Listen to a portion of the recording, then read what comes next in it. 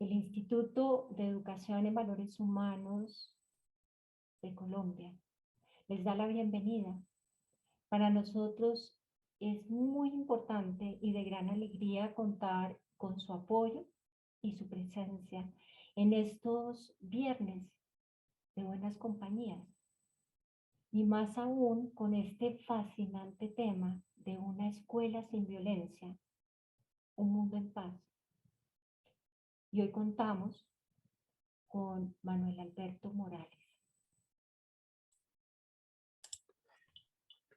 Alberto participa desde 1991 en diversas actividades de formación de docentes y padres de familia, impartiendo talleres, conferencias y cursos sobre educación Satya Sai en valores humanos. Es miembro del Consejo de Administración de las Escuelas Sai de México y del Consejo de Administración de la Escuela de Valores de Guatemala. Tiene a su cargo la presidencia del Instituto Sri Satya Sai de México. En el ámbito profesional, Alberto es licenciado en Historia y doctor en Estudios Mesoamericanos por la Universidad Nacional Autónoma de México. Desde 2002 es profesor investigador de tiempo completo adscrito al área académica de Historia y Antropología del Instituto de Ciencias Sociales y Humanidades en la Universidad Autónoma del Estado de Hidalgo. Es miembro del Sistema Nacional de Investigadores de México. Su línea de investigación es la religión y la cultura visual mayas, sobre la cual ha publicado numerosos libros y artículos en revistas científicas. Obtuvo el premio Palenque 2004 por su artículo llamado Territorio Sagrado, Cuerpo Humano y Naturaleza en el Pensamiento Maya. Ha recibido en 2 ocasiones la medalla Garza al Mérito Universitario. Actualmente es presidente en funciones del Consejo Editorial de la Universidad Autónoma del Estado de Hidalgo. Alberto, muy bienvenido. Muchas gracias, Juanita. Muchas gracias, Agustín, por la presentación. Estoy muy agradecido con el Instituto Satya Sai de Educación en Valores Humanos de Colombia, que me ha invitado a participar en este ciclo de conferencias. Y cuando me preguntaron acerca del tema que quería abordar, pensé que de la escuela sin violencia era un asunto muy importante que tenemos que atender. En realidad, ustedes lo saben porque salen diariamente a la calle, que nuestra sociedad necesita una transformación urgentemente, y dentro de esta transformación la escuela es el elemento clave. Y pues nos surgen preguntas sobre qué estrategias tenemos que utilizar, y en lo personal, pues hace cerca de 30 años, pues me encontré con las enseñanzas de Satya Sai Baba en torno a la educación, y comencé a pues experimentarlas, a aplicarlas en mi propia práctica docente, y además pues contribuyendo de alguna manera en que hubiese escuelas que aplicaran este modelo educativo. Y esto me ha llevado a pensar acerca de estas estrategias, y algunas de estas reflexiones son las que quiero compartirles el día de hoy. Digamos que vamos a abordar estos 4 aspectos. Primero hablaremos de cuál es el problema realmente de la violencia. Estaremos reflexionando sobre los aspectos individuales y los aspectos sociales que tienen que ver con este asunto de la violencia. Y luego hablaremos de cómo la filosofía de la educación en valores humanos puede ser el fundamento para que podamos construir juntos una escuela en la que no haya esta violencia. Y abordaremos de manera general la pedagogía integral que propone la filosofía de la educación en valores.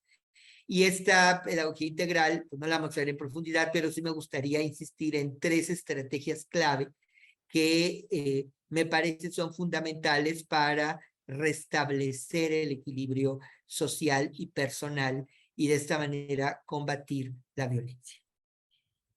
Entonces vamos a iniciar con nuestro primer punto, de la problemática de la violencia. Tenemos en primer lugar que definir realmente cuál es el problema. Cuando decimos violencia, estamos entendiendo una acción en la que hay una lesión, un daño hacia otra persona. Esa lesión, ese daño, en realidad consiste en transgredir los derechos de la persona que es víctima, sus derechos en distintos aspectos físicos, emocionales, sexuales, etc. Cuando hay una transgresión de estos derechos es cuando podemos hablar de violencia. Pero me parece muy importante destacar que siempre se trata de un comportamiento intencional. Es decir, de manera intencionada, alguien realiza estas acciones que violentan a otra persona. Entonces, entendido esto así, esta situación de violencia, podemos hablar de que esta violencia no es un asunto aislado. No es que alguien en particular sea violento, sino que se trata de un entorno muy complejo en donde se está dando la violencia. Podemos hablar de una violencia de carácter social, cuando estamos viendo asuntos de discriminación, de distinción entre distintos grupos de personas por sus características sociales o físicas. Podemos hablar de violencia política cuando se agreden los derechos políticos de los miembros de la sociedad, e incluso podemos hablar de violencia económica. Los países de Latinoamérica sufrimos de esta violencia como un problema verdaderamente endémico, puesto que la cantidad de pobreza que hay en nuestros países es verdaderamente indignante.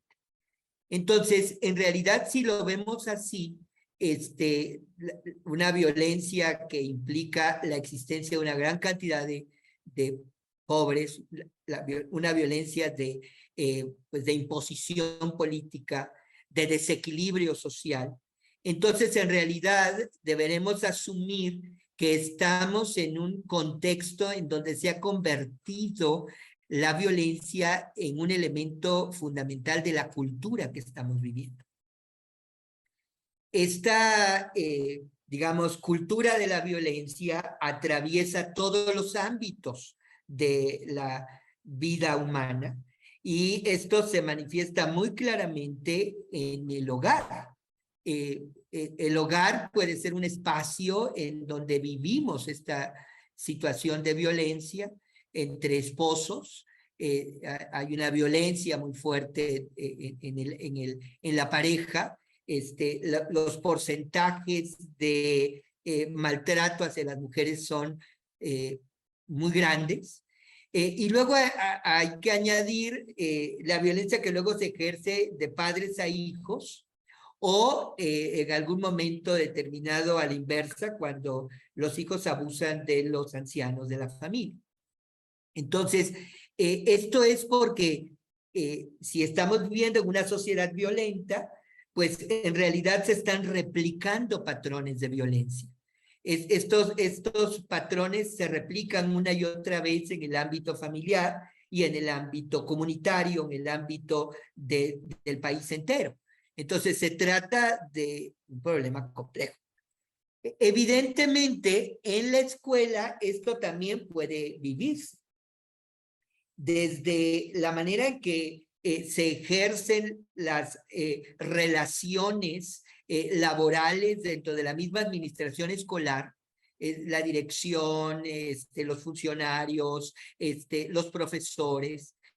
Entonces hay una violencia que se replica en el sistema administrativo escolar, pero luego también se puede dar la situación del maestro ejerciendo un autoritarismo dentro del aula ejerciendo violencia sobre los estudiantes, y lo que de pronto parece el problema que eventualmente es el que notamos comúnmente, ¿no? Hay bullying, hay un acoso entre los estudiantes, un acoso entre pares, y esto, pues, decimos esto no debemos aceptarlo, tenemos que acabar con él. Pero lo que quiero que ustedes observen es que si estamos hablando de violencia en la escuela, si estamos hablando de violencia en el hogar, si estamos hablando de violencia en las calles, en el sistema político, en el sistema económico, pues entonces estamos hablando de un problema esencial que tenemos que afrontar, solucionar, buscar estrategias de solución. El más grave problema que tenemos con la violencia es que se ha normalizado, que ha llegado el momento en que pensamos que las cosas así son, que es natural, que es normal, que el hombre sea el lobo del hombre, que los seres humanos actuemos violentamente. Y a mí me gustaría decir que este tipo de frases de que no, pues es que así son los niños, ¿no? Cuando están molestando uno al otro. No es que, pues así es la situación de mi escuela, ¿no? El director hace lo que se le antoja y yo tengo que someterme a lo que él diga. O aquí el maestro es el que manda. Cuando decimos que eso es normal, estamos pues impidiendo que solucionemos el problema. Porque la verdad es que no es algo normal. No podemos normalizar la violencia. En realidad, no es cierto que el hombre sea el lobo del hombre.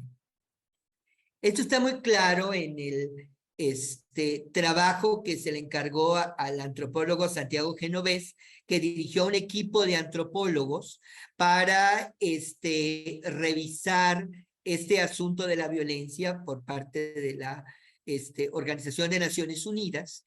Y pues en el informe que terminaron haciendo en este trabajo, en este grupo de antropólogos, no llegaron a decir nada de que la guerra sea un comportamiento genético.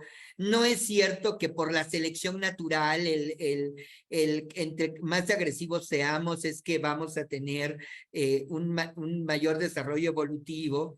No es cierto que podamos decir que naturalmente los seres humanos tengamos una mente violenta. Es inadmisible pensar de que sea por instinto que tenemos guerras y que tenemos violencia.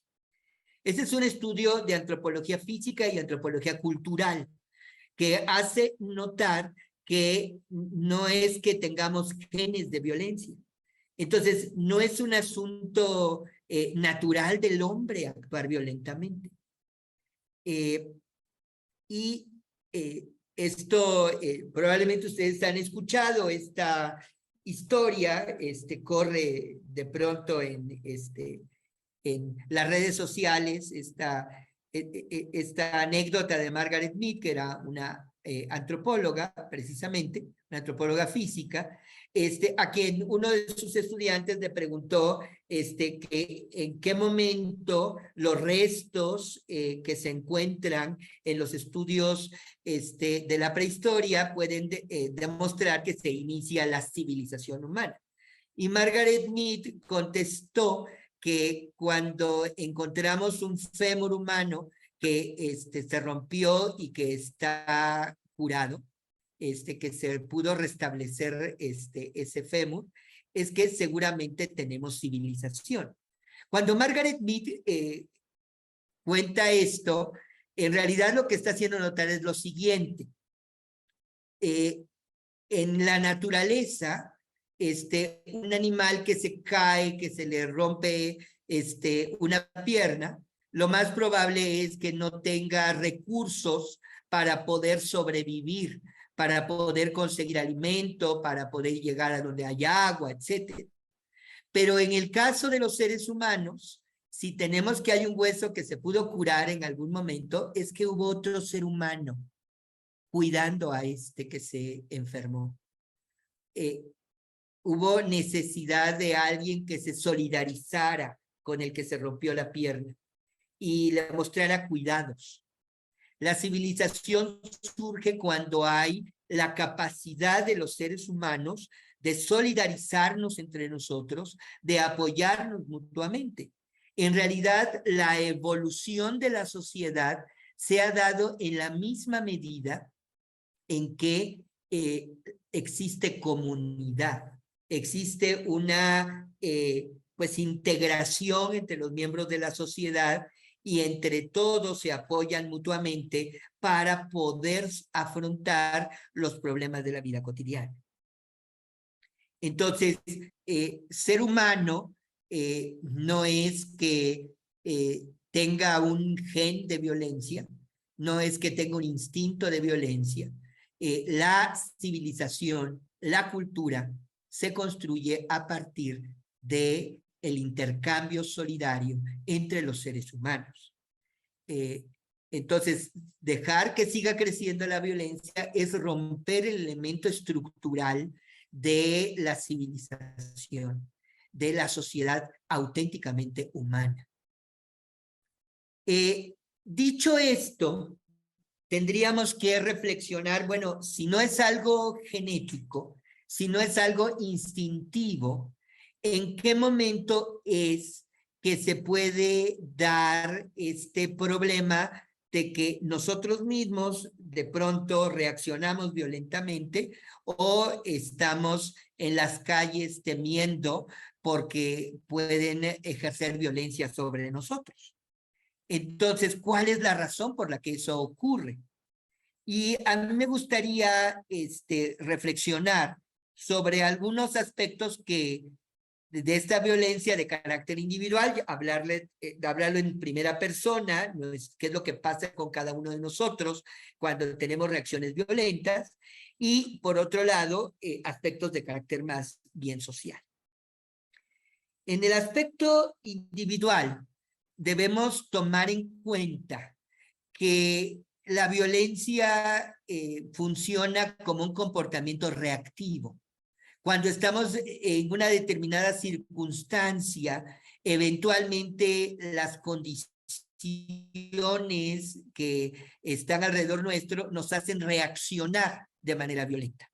Esto está partiendo de que en realidad nosotros tenemos un mundo interior de actitudes, de hábitos, de creencias, de valores que hemos ido construyendo y que forman parte de un aspecto fundamental de nuestra persona, nuestra mente. Estas actitudes que hemos tomado, estos hábitos, están formados desde la infancia, desde que somos bebés en realidad, en el contexto del ambiente en el que estamos creciendo. Y esto nos crea lo que de manera simplificada llamo interruptores de reacción. Cuando vivimos circunstancias de violencia, alguna circunstancia de violencia en algún momento cuando fuimos niños, lo afrontamos, pasamos eso, etcétera, y de pronto ya de adultos nos encontramos en un contexto semejante. Es como si tocaran ese punto sensible y evidentemente reaccionamos de manera violenta porque aprendimos a reaccionar de esa manera en el contexto de nuestra etapa formativa. Esto significa que hay patrones internos de comportamiento automático. Allí, bueno, eventualmente, pues se trata de puede ser una problemática demasiado compleja, clínica, y eso supone la necesidad de un psicólogo. Pero digamos que con en una formación normal, una persona que no ha vivido una serie de problemas verdaderamente muy graves, pues podemos nosotros mismos trabajar con esos patrones internos de comportamiento automático a partir de la autoobservación. a partir de darnos cuenta de qué es lo que pasa con nosotros cuando de pronto nos violentamos. ¿Qué fue lo que realmente produjo esa reacción? ¿A partir de qué elemento se generó?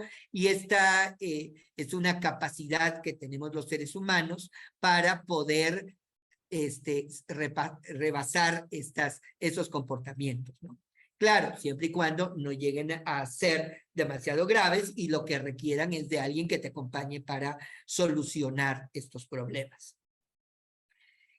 Por otro lado, en el aspecto social, digamos que el nodo de la violencia está en lo que podemos llamar estructuras sociales de dominación y que en gran medida están fracturando el tejido social. La clave está en la ausencia de una experiencia comunitaria. Cuando el grupo no se siente grupo, cuando las personas no nos sentimos parte del grupo, pues evidentemente no nos va a importar qué les pase al resto de ese grupo social. Entonces, necesitamos como restablecer el tejido social. La experiencia comunitaria tiene que ser restablecida.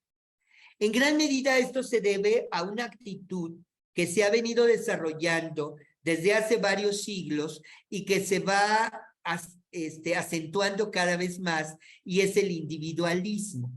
La falsa creencia, observen esto que estoy diciendo, falsa creencia de que tú eres un individuo autónomo, aislado.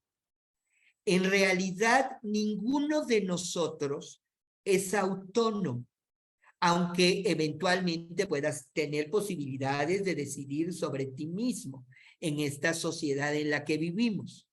¿Por qué? Porque nuestras formas de pensar han sido construidas en el intercambio social. Porque lo que nosotros tomamos como cuerpo, tenemos como cuerpo, estas células que nos conforman, han sido resultados de otras células. Y han sido resultados de que hay gente que cultiva la tierra, hay gente que transporta alimentos, hay personas que las venden y hay trabajos en los que tú puedes desempeñarte.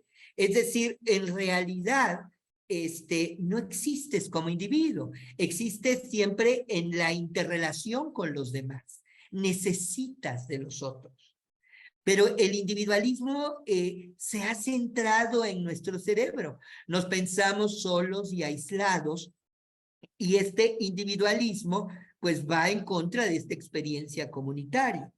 Esto está subrayado por las características del sistema económico que vivimos, que nos hace formar parte de una sociedad del consumo, en donde parece que tener es ser. Y por lo tanto te concentras en la acumulación y en la adquisición, pensando que en la misma medida en que tengas y adquieras cosas, se realiza tu persona. Este individualismo y esta sociedad de consumo, pues nos lleva a la deshumanización, nos lleva a una actitud en la que podemos pasar frente al otro que está sufriendo, saltarlo y estar despreocupados porque lo que le pase a los otros parece que no me pasa a mí.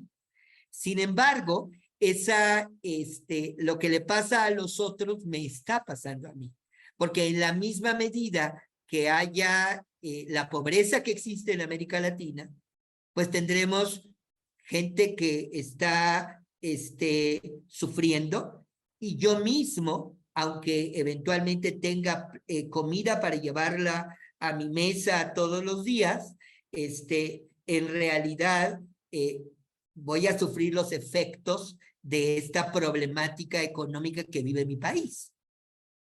Entonces, necesitamos recuperar la actitud humana, es decir, somos solidarios, y para ello tenemos que salirnos del ciclo de la sociedad del tener y salirnos de esta conciencia individual y darnos cuenta de que soy en función de los otros. Y esto permitiría restablecer el tejido social. Entonces, ante esta, digamos, estos son los problemas. Hasta aquí, en esta charla, he hablado de los problemas. Ahora, lo que tendríamos que reflexionar es cómo los solucionamos. Para mí es muy claro que el programa Sathya Sai de Educación en Valores Humanos es una herramienta esencial para poder restablecer el tejido social y lograr el equilibrio individual. Y por ello es que pues, me gustaría comenzar a hablarles de este programa. Y les voy a hablar de dos aspectos, no a profundidad, solamente como un pequeño bosquejo. Primero, de la filosofía que tiene la educación en valores humanos Sathya Sai, y después de algunos aspectos de la pedagogía. El tema de la filosofía Sathya Sai de la educación es partir de la pregunta fundamental de cualquier filosofía. ¿Quién soy yo? Si hablamos de que vamos a educar, lo primero que tendríamos que pensar es a quién vamos a educar. Y nuestra respuesta inicial podría ser, voy a educar al ser humano. Voy a educar a Pedrito, a Juanita, a Agustín, a Alberto, voy a educar a un grupo de personas, a unos niños, niñas jóvenes, que son seres humanos, que son personas, y entonces tendríamos que responder quiénes son ellas. Pero responder quiénes son ellas es responder quién soy yo. Y en realidad la respuesta se la tiene que dar cada uno de nosotros, responder a esta pregunta. Sathya Sai Baba decía en un discurso que pronunció en 2004, a pesar de su instrucción e inteligencia, una persona que no conoce su verdadero ser no es sino un tonto. Se puede ser elevadamente inteligente e instruido, pero si se carece de valores humanos en la vida, esta será carente de significación. La frase de Sathya Sai llama la atención a dos cosas: explorar sobre quiénes somos y explorar sobre tener valores. En realidad, ambas cuestiones se responden mutuamente. Y es algo que en realidad toda la filosofía occidental tiene como fundamento. Lo primero que tienes que hacer es conocerte a ti mismo. Ya que te conozcas a ti mismo, puedes conocer lo demás. Lo demás viene por añadidura. Primero conócete quién eres. Me gustaría, por lo tanto, que pudiéramos hacer un pequeño ejercicio. Ahora, por ejemplo, ustedes pueden voltear a donde se encuentren y observar las cosas que hay alrededor de ustedes. Y escuchar un poco lo que hay a su alrededor, que escuchan. Y podrán comenzar, por lo tanto, a darse cuenta de que existe una herramienta para que ustedes vean o escuchen lo que está a su alrededor.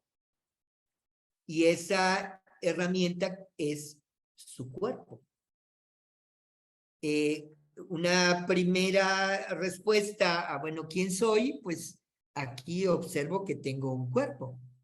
Tengo un cuerpo físico que es el que me permite escuchar esta charla que estamos dando.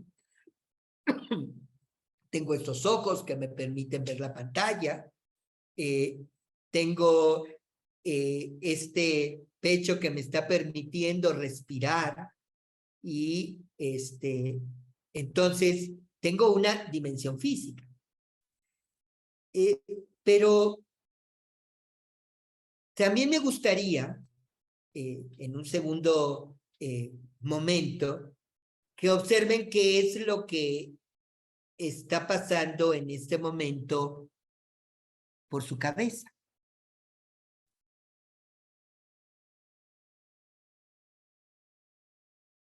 Pueden darse cuenta de que hay un diálogo que se está dando en su cerebro. No sé, a lo mejor están escuchando lo que digo y están comparando con algo que ustedes saben o reflexionando sobre si lo que estoy diciendo es correcto o no es correcto. Entonces, también se está dando una dimensión de pensamientos.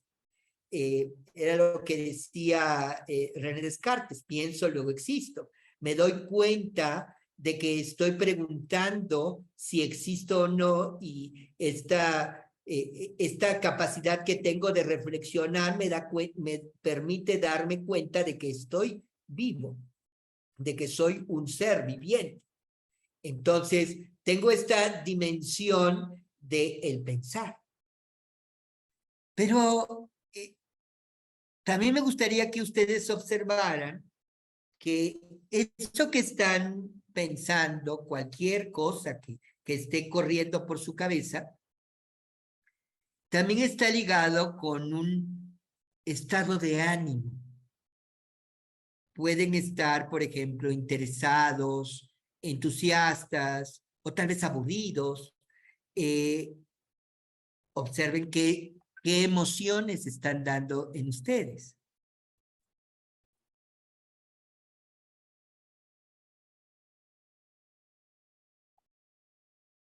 Es decir, que también tenemos una dimensión emocional.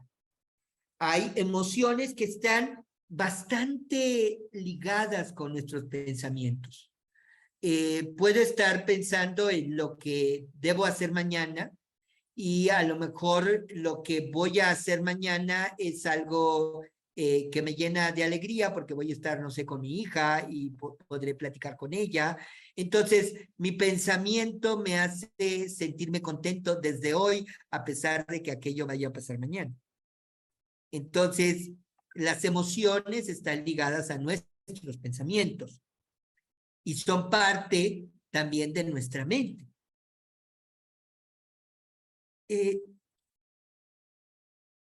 Pero también me gustaría que ustedes se dieran cuenta de que lo que estamos haciendo desde hace un momento es reflexionar sobre quién soy. Es decir, hay alguien que estaba observando sus pensamientos. Hay alguien que estaba observando las emociones. Hay alguien que estaba observando lo que percibían sus sentidos. Es decir, que existe una capacidad que tenemos los seres humanos de estar conscientes. Estamos conscientes de que pensamos. Estamos conscientes de que sentimos. Estamos conscientes de estar aquí, ahora. Esta es una cuarta dimensión de la persona, es la dimensión que en algún momento hemos llamado en el programa intuitiva, por su raíz, que intuición es como ver hacia adentro. No se trata de tener premoniciones o algo así, sino más bien de que tienes la capacidad de tener conciencia de ti mismo. Entonces, si tenemos estas dimensiones de física, intelectual, emocional e intuitiva o de conciencia, es que hay algo que nos hace ser.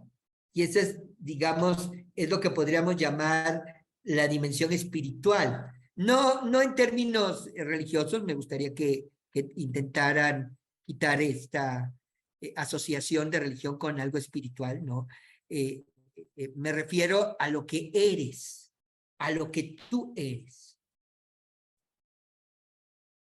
A eso que permanece a pesar de que tus formas de pensar han cambiado a lo largo de los 20, 30, 50 años que has vivido. Tus formas de pensar han cambiado, tus emociones han cambiado, tu cuerpo ha cambiado, tu conciencia de quién eres ha cambiado y sin embargo sigues siendo. Entonces, el programa Satya Sai de Educación en Valores Humanos habla de una persona humana integral que tiene varias dimensiones. Una dimensión en la que actuamos, una dimensión en la que tenemos emociones, sentimientos, una dimensión en la que pensamos, otra en la que intuimos, es decir, tenemos conciencia de nosotros, y en la que somos. Una educación debe abarcar todas estas dimensiones. La escuela tradicional se ha centrado en el desarrollo del pensamiento, de las habilidades intelectuales. Y eventualmente, en los últimos 50 años, se ha insistido bastante en el desarrollo también de la inteligencia emocional, entonces también de las emociones, el pensar y el sentir. Pero nosotros tenemos que desarrollar a toda la persona. Dicho ya la concepción de persona en el programa de valores, me gustaría ahora ir al otro aspecto que decía la frase de Satya Sai. Tienes que saber quién eres, pero también tienes que tener valores. Y en este sentido, me gustaría precisar que la concepción que utiliza este programa sobre valores no está asociada a la concepción de pues una economía en donde decimos esto es más valioso o esto es menos valioso. En realidad, el término que utiliza Satya Sai Baba en el idioma original con el que él hablaba, que es el Telugu, cuando hablaba de valores, hablaba de aspectos del ser. Es decir, está hablando de los aspectos que el ser tiene. Estábamos hablando hace un momento de que el ser humano, pues en primer lugar tiene una dimensión en la que actúa, en la que piensa, en la que tiene emociones, en la que tiene conciencia, pero es. Ese ser tiene ciertos aspectos. Y un primer aspecto que tiene ese ser es el amor. En el programa de valores humanos, el amor es uno de los valores fundamentales. Y hay una tesis que desarrolló el doctor Art Oyum Sai, su tesis doctoral en educación. El doctor Art Oyum Sai es un renombrado físico, pero además de tener su doctorado en física y de haber trabajado para la NASA, hizo un doctorado en educación, interesado en el programa, e hizo, con sus habilidades de científico, hizo un experimento en el cual, pues lo que hizo fueron 2 campos de cultivo con las mismas condiciones, digamos, de temperatura, de humedad, de tipo de tierra, etcétera, y se plantaron en ambos lugares semillas con las mismas características, pero una de las parcelas fue cuidada en especial por un grupo de estudiantes del doctor Yung Sai, y este grupo de estudiantes tenía una instrucción específica de tratar con amor a las plantas. En realidad, las plantas crecieron mucho, esa parcela del amor creció mucho más rápido, se desarrolló antes que la otra, empezó a dar frutos antes que la otra. Y el objetivo del doctor Yung Sai era que pudiésemos darnos cuenta de que el amor era una energía, una fuerza. no voy a profundizar sobre los valores humanos en el programa, solamente me gustaría cerrar con esta frase de Satya Sai Baba que dice que el amor como pensamiento es verdad, el amor como acción es rectitud, el amor como sentimiento es paz y el amor como comprensión es no violencia. O en otras palabras, si nosotros hablamos de que tenemos estas funciones de actuar, de sentir, de pensar, de intuir y de ser, nuestro ser, uno de sus aspectos fundamentales es esta energía, esta fuerza de unidad, de integración con todo lo que está alrededor nuestro. Es nuestra naturaleza, nuestro ser es unirnos a los otros, estar integrado con todos. Y esa fuerza, esa energía es el amor. Pero si este amor vibra en nuestra capacidad de conciencia, se convierte en la experiencia de unidad, de que estoy unido con los otros. Y entonces puedo percibir lo que le pasa al otro, tener compasión por él, puedo darme cuenta de que la naturaleza y yo estamos integrados. Y entonces vivo el valor de lo que llamamos no violencia, de no dañar al otro porque el otro es yo. Y si esta energía vibra en mi pensamiento, pues es verdad. Es decir, me doy cuenta de lo que no cambia, de lo que está presente siempre. Y si vibra en mi dimensión emocional, pues vivo en equilibrio, vivo en paz. Y si vibra en mi dimensión física, pues entonces actúo de manera recta. Entonces, el programa Satya Sai de Educación en Valores propone, pregúntate quién eres. Y al darte cuenta de quién eres, vas a encontrar que tu verdadero ser es una energía de amor. Y esta energía de amor, al vibrar en este cuerpo, en esta mente que te tocó tener, en esta experiencia que te toca vivir, pues eventualmente puedes vivir valores humanos.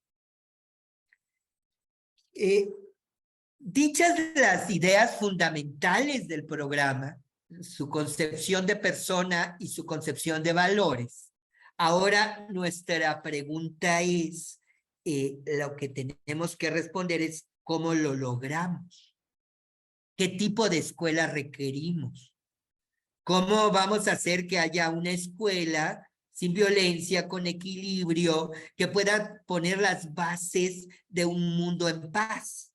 Y esto es la propuesta de pedagogía integral, de aprovechar la escuela para formar integralmente al ser humano. Y aquí el elemento clave es replantearnos cuál es el propósito de la educación.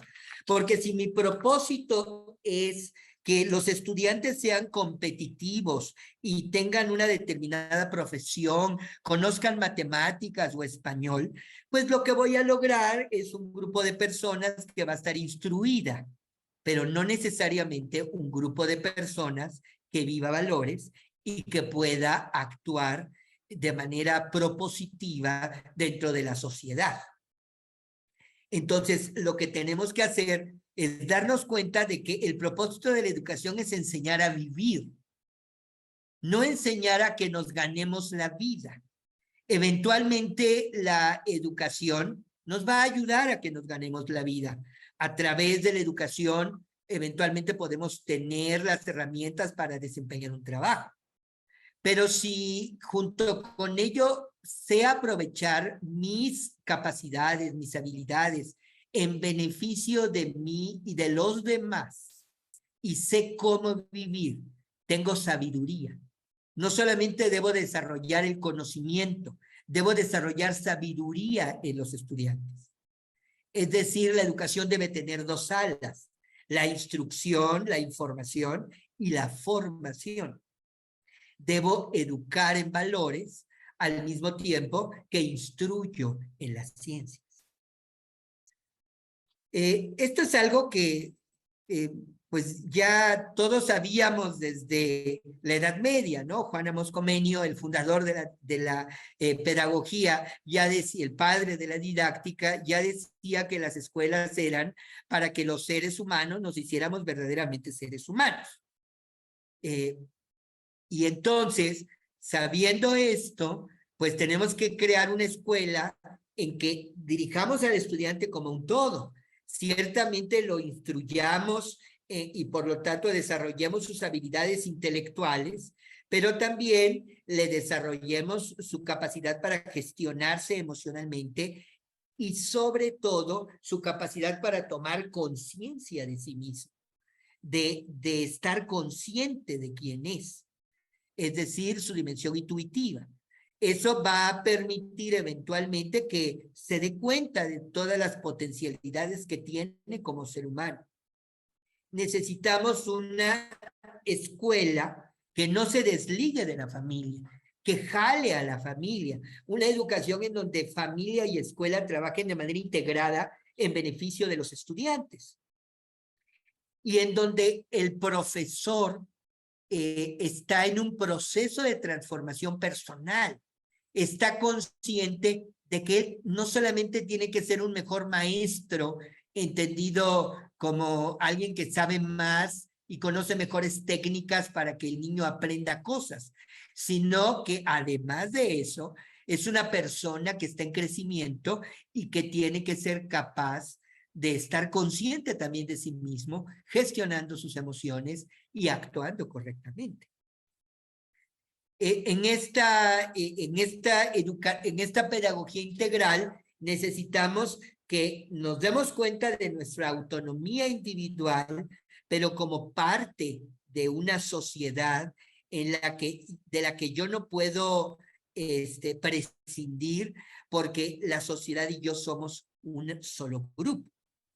Entonces, para poder afrontar esta pedagogía, pues evidentemente el programa Satisfy tiene muchísimas estrategias. Y dentro de esas estrategias, a mí me gustaría, me quedan ya 15 minutos, poder hablar de 3 aspectos. La primera estrategia es la estrategia de la meditación. Evidentemente hay algunas personas que pueden considerar la meditación como una práctica de carácter religioso o algo así, pero afortunadamente el mindfulness y las diferentes escuelas budistas han podido ir desarrollando en la conciencia del mundo occidental en nuestros países de que en realidad la meditación no es necesariamente una práctica religiosa. En realidad la meditación es un proceso integral de la conciencia. Es permitir que este nivel intuitivo, del que hablábamos hace un rato, la conciencia, se dé cuenta de sí misma, se dé cuenta de lo que pasa con los pensamientos, con las emociones, las aquiete, pueda por un momento guardar silencio y eventualmente de esta forma poder experimentar tu ser. Esta práctica puede tener diferentes estrategias, hay distintos tipos de meditación. La meditación es algo que se ha practicado tanto en el mundo occidental como en el mundo oriental desde hace milenios, pero había sido una práctica bastante descuidada y tendríamos que retomarla y llevarla a la escuela. Y llevarla, de hecho, nosotros a la vida cotidiana, a la vida diaria. Porque los diferentes estudios que se han realizado sobre la meditación permiten observar que hay distintas mejoras en diferentes procesos. Por ejemplo, la meditación mejora el proceso cognitivo, el desarrollo intelectual. Los estudiantes pueden tener mayor atención, pueden concentrarse mejor y aprender más rápido aspectos intelectuales si meditan. También tiene mejoras en procesos emocionales, Primero porque tus estados de ánimo pueden estar más equilibrados, puedes desarrollar una mayor autoestima, y es muy interesante que se observa que la capacidad de reaccionar ante situaciones problemáticas es mejor. Es decir, la meditación te ayuda a equilibrar esos patrones de comportamiento reactivo de los que estábamos hablando hace un momento cuando hablábamos de la problemática de la violencia personal, individual. Y finalmente tiene mejoras en procesos conductuales. Hay un mayor rendimiento laboral, hay un mayor rendimiento educativo, hay una mejor capacidad de integración social. Entonces, aunque parezca que es un poco pérdida de tiempo, sentarte unos 10 minutos a estar concentrado en silencio, aquietando tu cuerpo, dejando el fluir de tus pensamientos y observando qué pasa contigo, eventualmente esto tiene resultados muy importantes para tu vida cotidiana. Piensas mejor, tienes mayor capacidad de gestión emocional, tienes mejor capacidad de relación social y tienes un mayor rendimiento como persona. Bueno, aquí están algunos nombres de algunos trabajos que hacen ese tipo de estudios y que permiten avalar que esto no es algo que yo solamente les esté platicando porque tenga alguna fe en la meditación, ¿no? En realidad es un proceso científico el que permite darnos cuenta de estas ventajas. Nosotros, bueno, aquí tomé una foto de la página web de la Escuela SAI de Valores Humanos de FUNSA en Colombia y otra de la Escuela Satia Sai de Chihuahua en México. Y eventualmente creemos que los niños difícilmente van a poderse sentar a meditar, pero en las escuelas Satia Sai, esa es una práctica cotidiana. Los niños meditan en el momento en que ingresan a la escuela.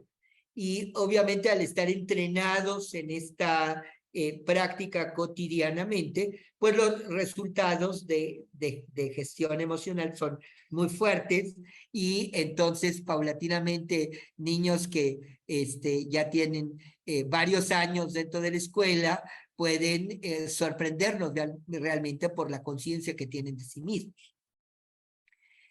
La otra estrategia que quería comentarles es la estrategia del servicio. Sathya Sai Baba, en otro de sus discursos, decía, nuestra vida es como un témpano de hielo que se derrite a cada momento. Antes de que se consuma, dedícala al servicio a los demás. La educación en valores humanos está destinada a preparar a todos para esta vida de servicio dedicada. Aquí hay un aspecto muy importante que tendríamos que recordar todos, es algo que vale la pena recordarnos todas las mañanas y todas las noches. Este día es una nueva oportunidad, pero puede ser probable que no lo termine. Esta noche he llegado a poder dormir, pero es probable que al otro día no me levante. La vida es algo que tenemos prestado. En realidad tenemos muy claro que nacimos en algún momento, pero no sabemos cuándo vamos a morirnos. Y cada día nos acercamos más a ese momento. Tener conciencia de nuestra muerte significa que debo tener conciencia de que mi vida debe tener alguna utilidad, algún fin, algún sentido debe tener mi vida. Y en el momento que me doy cuenta de que mi vida debe tener un sentido muy útil de nuestra vida, es servir. Las escuelas SAI tienen esta filosofía del servicio. Y esta filosofía del servicio comienza en la propia escuela, es decir, con la capacidad de los niños de atenderse a sí mismos, es decir, de ser ellos los que resuelvan sus propias cosas. Es decir, vamos a tener el lunch, pues nos toca lavar los platos que utilizamos para el lunch. Los mismos niños lo hacen porque pues es su servicio. Pero también es la ayuda mutua con los compañeros, es la colaboración en el aprendizaje y es la actividad de servicio se extiende a las familias, los padres de familia apoyando en la escuela para realizar la limpieza de la escuela, para pintarla, para que la escuela esté mejor. Entonces, es decir, el servicio comienza siempre, pues, como debe ser, en casa, ¿no? Levantándome todas las mañanas a preparar el jugo para mis hijos o preparar la comida o limpiar. El servicio comienza en casa, pero luego se extiende hacia los demás. Esta capacidad de darme cuenta del otro, de ver que el otro necesita y que si yo tengo algo puedo colaborar con él y ayudarlo. Estamos viendo una fotografía de una visita de los niños del Colegio Satsari Chihuahua al pabellón de niños enfermos de cáncer. Y esta actividad de servicio no es una actividad aislada, es una actividad continua, es una actividad consciente, ¿verdad? Entonces, ¿qué ocurre? Que el niño se da cuenta del otro. Tú te das cuenta del otro cuando sirves. Y cuando te das cuenta del otro, te descubres a ti mismo. Porque en el otro estás tú. Es decir, que el servicio permite ese restablecimiento que les decía que nos urge de la conciencia comunitaria. Otra frase de Satya Sai Baba sobre este tema, el creador del programa de valores, dice: conviértanse en mensajeros de paz. Deben comenzar consigo mismos. Solo pueden obtener paz por medio del servicio. Un hombre ocioso es como el taller del diablo. Si están ocupados trabajando, no habrá espacio para los pensamientos. Entonces la mente estará en paz. Una mente apacible es la morada del amor.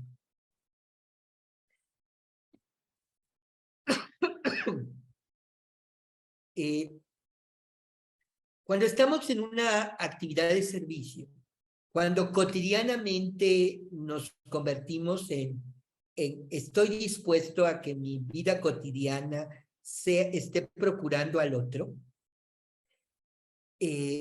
ocurre algo muy interesante. Mi mente queda un poco descentrada de mis intereses personales e individuales. No tengo tiempo para estar sufriendo por mí, sino que tengo tiempo para estar gozando de estar ayudando al otro. Esta estrategia del servicio parte de lo que estábamos explicando hace un momento. En el momento en que me defino por quién soy un ser humano. Y como ser humano encuentro al otro, que es otro ser humano. Entonces, lo que soy yo es lo que tú eres. Entonces no hay distinción entre tú y yo. No hay distinción entre las personas que están del lado de las pantallas, del otro lado de las pantallas de las computadoras en las que estamos viendo esta charla. En realidad, todos estamos aquí unidos en esta charla. Pero no solo unidos en esta charla, estamos unidos porque somos seres humanos. Y esta unidad que tenemos despierta esta conciencia. Mi trabajo en lo personal, en la universidad, no es un trabajo en el que yo solamente voy a ganar mi sueldo para mantener a mi familia. No, mi trabajo en la universidad es un servicio a la sociedad. Estoy trabajando para que jóvenes puedan desarrollar su profesión, pero también contribuyendo a que sean seres humanos plenos, porque bueno, en alguna medida intento aplicar todas estas estrategias del programa de valores. Entonces, mi trabajo, el que cada uno de nosotros tenga, es un trabajo para construir comunidad, para hacer sociedad. Y en ese sentido es que está el servicio. Finalmente, la tercera estrategia que quería comentar es la de construir un entorno, una cultura de amor dentro de la escuela. Es decir, la escuela es como un laboratorio de toda la sociedad. Entonces, la escuela, la comunidad escolar, debe tener muy bien su tejido social.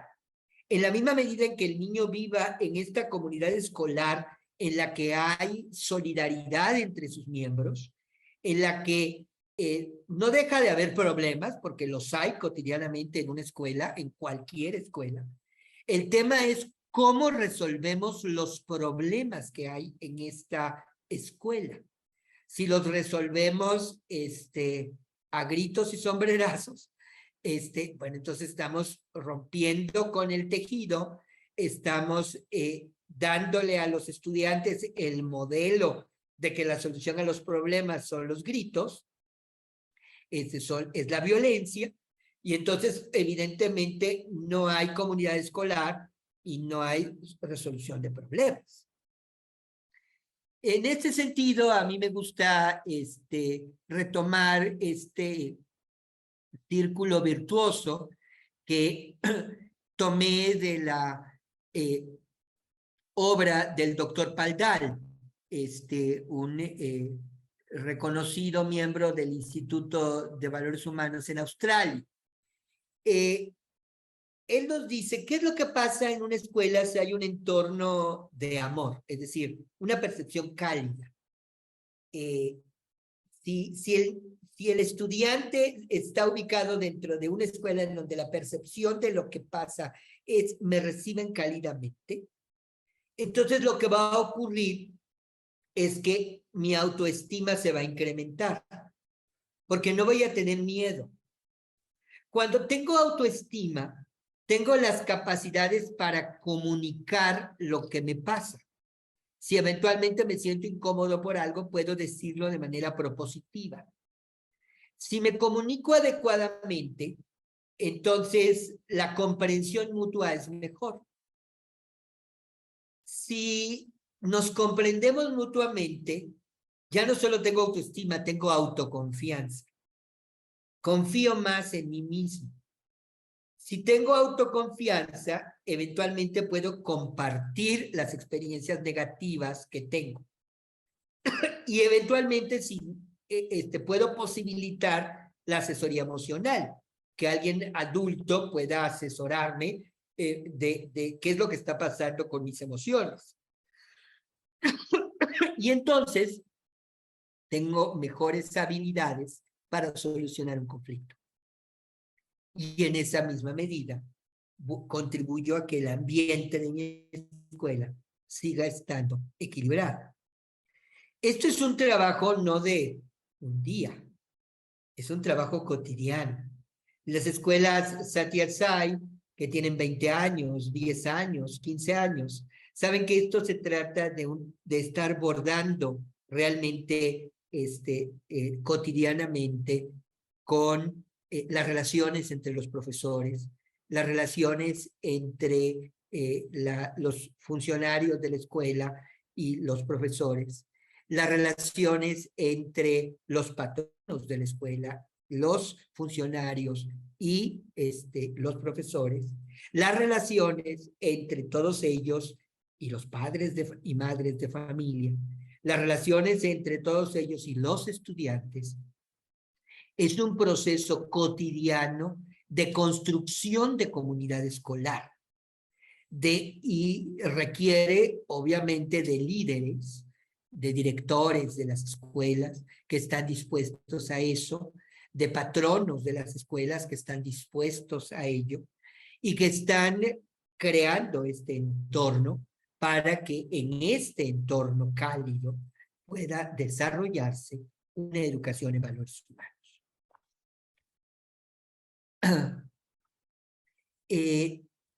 Bueno, lo que estoy diciendo, todo lo que he compartido con ustedes, es algo que vivimos cotidianamente, que yo observo todos los días con experiencias que llegan de las directoras de las escuelas de Chihuahua, de Cuernavaca, de la escuela complementaria que se encuentra en Iztapalapa.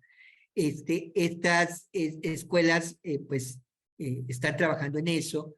Mi función como presidente del instituto es estar colaborando con estas escuelas continuamente, siendo parte del consejo de administración, apoyando a los patronos de la escuela para que la escuela funcione, etcétera, ¿no?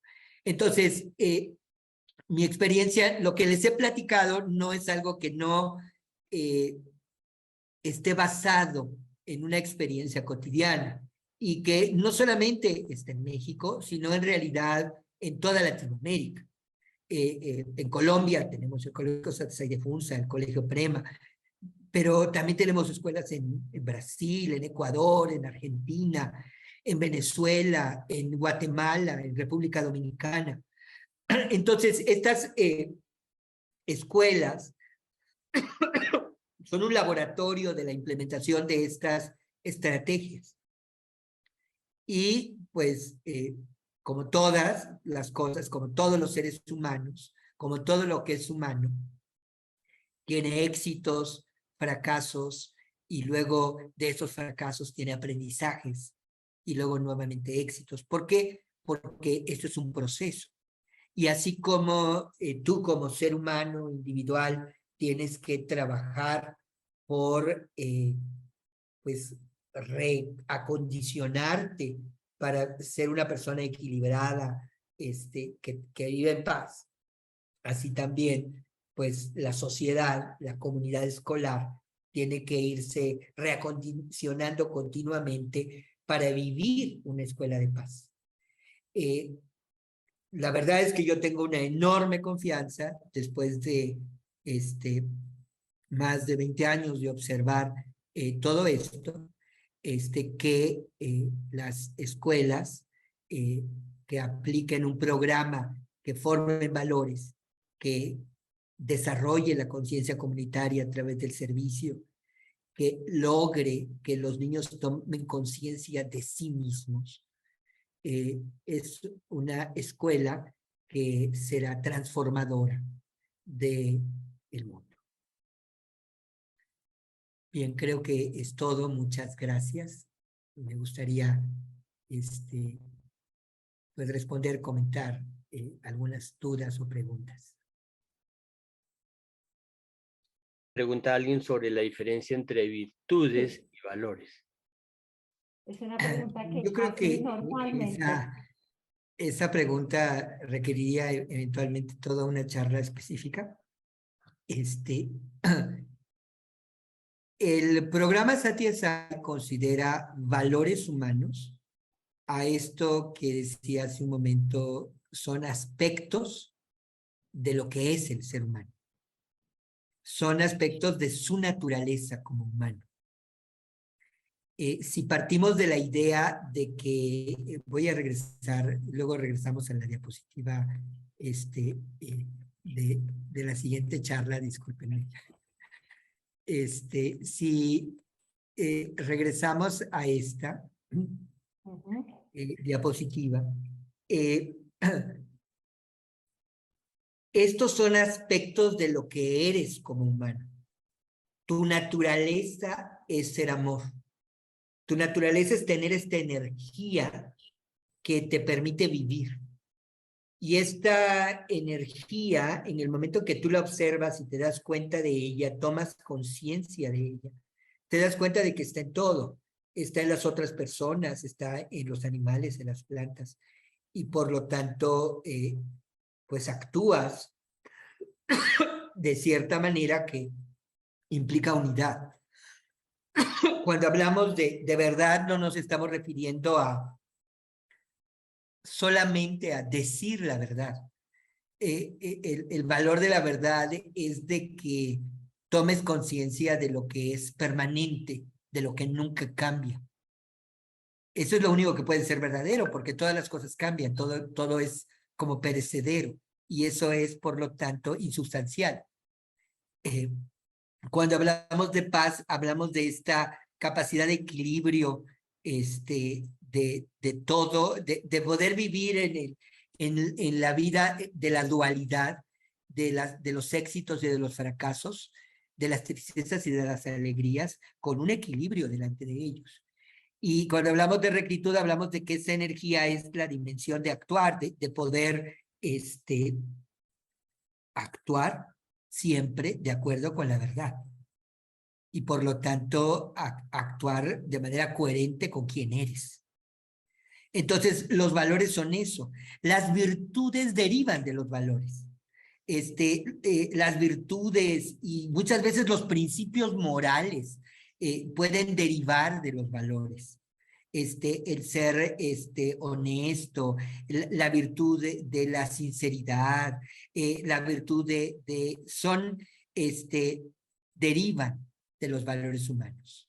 No sé si con esto espero haber resuelto tu duda, Aida.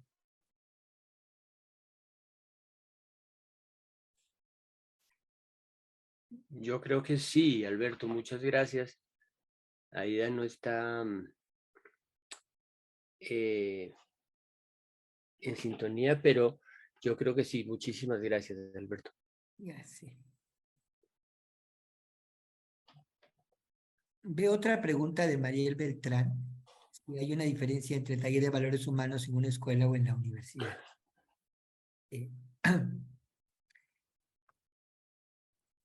En realidad, la persona es la persona y los seres humanos son los mismos en todos lados. Pero el proceso de transformación es distinto cuando se trata de jóvenes universitarios o si se trata de niños de preescolar. Por ahí hay un dicho de que árbol que crece torcido jamás su rama endereza. Entonces luego la verdad es que a los adultos nos cuesta mucho más trabajo pues reubicarnos. Pero no es que no podamos enderezarnos, es que más bien a veces duele el enderezarnos porque hay que talar algunas partes del cuerpo del árbol para que se enderece. Lo que quiero decir es que los procesos que lleva un niño, un joven o una persona mayor, pues va a ser diferente. Pero es decir, las estrategias pedagógicas tendrían que cambiar. Pero la filosofía viene a ser la misma. Lo más importante es que descubras quién eres y a partir de que descubras quién eres, puedas vivir en coherencia con quién eres. Y para descubrir quién eres, una estrategia clave es medita. Otra estrategia clave es sirve a los demás. Date tiempos para estar en silencio, para por lo tanto aquietar tu flujo mental y deja de estar lamentándote de tu vida y ve a ayudar a otros. Entonces, en estas dos estrategias, servicio y meditación, lo estoy diciendo de manera muy cruda, tal vez, discúlpenme, pero para los que somos adultos, es mucho más claro decirlo en esos términos. Bueno, entiendo que estamos aquí, todos somos adultos, pero cuando ya somos niños es pues conducirlos a que tomen conciencia de sí, de que se den cuenta de cómo actúan, de que cuando hacen algo, de pronto eventualmente un niño empuja al otro, ¿no? Lo más sencillo es regañarlo, castigarlo, pero lo más importante es ¿por qué empujaste? ¿Cuál es la razón? ¿En dónde está el tema, ¿no? Entonces, cada edad tiene su proceso y eventualmente puedo hablar por esto porque bueno, mis estudiantes en la vida cotidiana son universitarios, pero doy seguimiento a las escuelas ahí donde veo estudiantes de preescolar, primaria y secundaria. Entonces, las estrategias son diferentes, pero finalmente la responsabilidad del maestro es la misma. El maestro tiene también que estar consciente de sí mismo. El maestro también, o sea, no puedes guiar, un ciego no puede guiar a otro ciego. Es decir, tú también tienes que sentarte y aquietar tu mente y tú también tienes que convertir tu vida en un ejercicio de servicio a los demás. Y en la misma medida en que lo estás logrando, eres capaz de sentir al otro, de sentir al niño y de por lo tanto, actuar en consecuencia, ¿no? Tomar decisiones específicas. Porque el programa de valores no es una cuestión moralista. Debes hacer esto y si no lo haces, estás mal. Y si haces aquello otro, estás bien.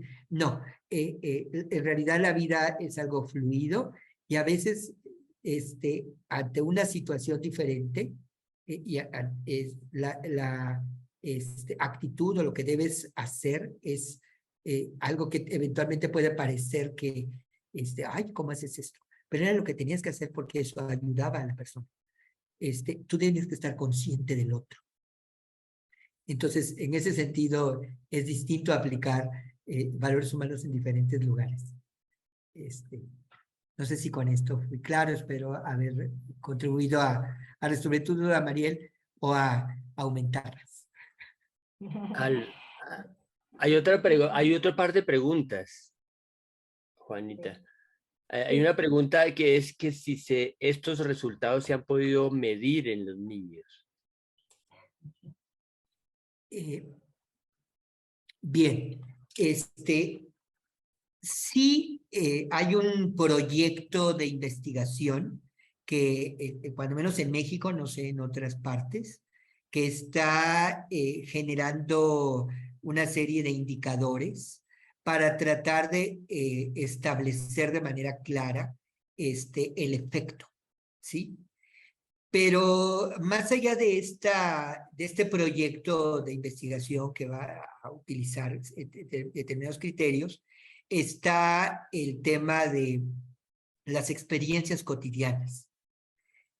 Cuando un padre de familia en el taller de padres le da las gracias a la directora porque tuvieron un problema muy grave en la casa y había una discusión muy fuerte entre todos, el papá, la mamá, los hijos, etcétera. Y el niño menor, el de tercer año de primaria del colegio SAI, se para y les dice, bueno, lo que vamos a hacer es que todos nos vamos a sentar y les dirige una meditación a todos, y después de que les dirige la meditación, les dice, bueno, ahora podemos ver cómo vamos a solucionar el problema. Entonces nos damos cuenta de que el programa tiene impacto, tiene un efecto de transformación, no solamente del niño, sino de las familias. Y bueno, estoy dando un ejemplo. Estas historias son muchas y seguramente de la escuela de FUNSA habría cientos de pequeñas historias de este tipo, igual que los hay en el colegio de Chihuahua o de Cuernavaca o en Guatemala. Entonces, la verdad es que sí hay unas transformaciones específicas. Sí, preguntan cuál programa específico existe para aplicar en escuelas rurales. En realidad, el programa Satya Sai de Educación en Valores Humanos es como que te da las herramientas filosóficas y pedagógicas. Y luego tú ya las aplicas en tu mente. Ya con estrategias específicas, como decía hace rato, respondiendo a la necesidad de los otros, ¿no? De qué es lo que está viviendo el niño, ¿no? O las niñas. No sé si con esto respondo. Estoy tratando de ser más breve porque veo que ya el tiempo se nos está acabando. No, pero sí está muy bien. Este programa sirve en todas partes. Y no solo en escuelas, ¿verdad? Todo sirve en las empresas, en la familia, es decir, es aplicable a todos los ámbitos sociales. Involucra a todos los estamentos que tienen que ver con la educación. Bueno, yo creo que, no sé si encontraste otra pregunta. Yo creo que no veo ninguna otra pregunta. Bueno, hay alguien que pregunta que si se tiene experiencia de los valores humanos en niños con capacidades especiales.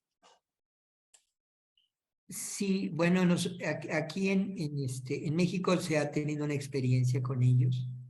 Eh, Cuando estás atento al otro, es que es posible, digamos, lograr resultados, ¿no? Entonces, creo que sí hay experiencias positivas con niños con capacidades especiales. De hecho, en nuestro colegio de Chihuahua, normalmente tenemos 1 o 2 niños en cada grupo con capacidades especiales, ¿no?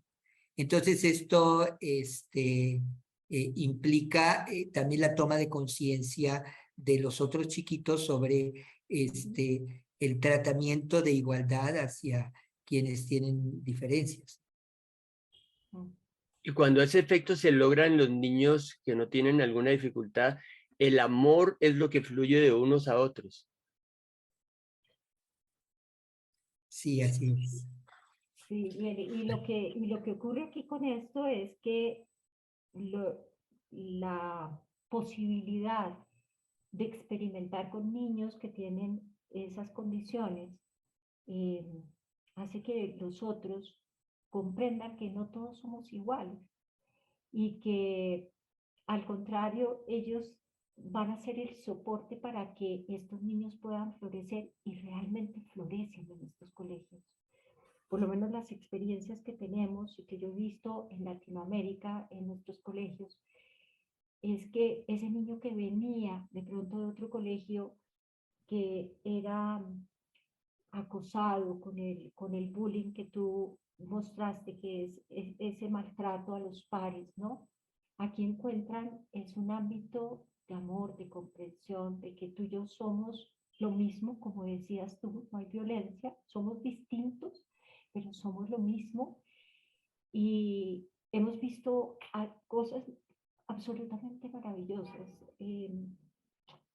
como cambios en estos niños, florecimientos, que se vuelven unos seres humanos tan distintos, en donde a pesar de su incapacidad pueden florecer en algo y ser reconocidos en eso, en estos aspectos. Alberto, muchísimas gracias. De verdad, muchas gracias y muchas gracias a cada uno de ustedes por estarnos apoyando y estar acá en estos viernes de buenas compañías del ciclo de conferencia La vida y los valores humanos, porque como se dan cuenta, un tema como este que podría uno haber pensado, uy, eso es solamente para docentes, nos toca a todos, porque todos los adultos nos convertimos en docentes. Siempre hay un niño, un joven que nos está mirando. Muchas, muchas gracias, Alberto. Alberto, mil gracias, muchas gracias. Muchas gracias a ustedes y a todas las personas que se incorporaron. La verdad me dieron la oportunidad de hablar de algo que me gusta mucho, así que gracias a todos. Muchas, muchas gracias. Gracias a todos y buenas noches. Buenas noches. Gracias, Agustín, a ti también.